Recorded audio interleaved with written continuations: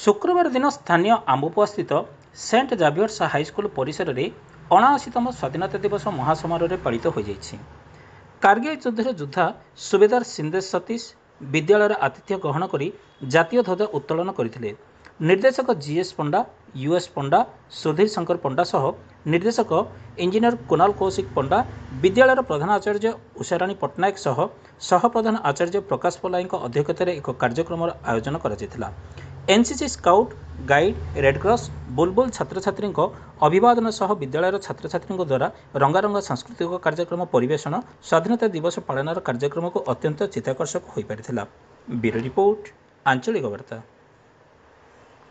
Duty as citizens to uphold the values enshrined in our Constitution: justice, liberty, equality, and fraternity. We must work together to address present challenges like poverty, illiteracy, and environmental issues. Let us be the generation that realizes the dream of a truly developed India.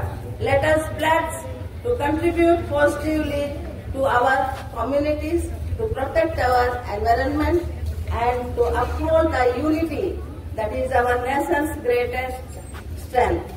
Jai Hind, Jai Bharat. Thank you.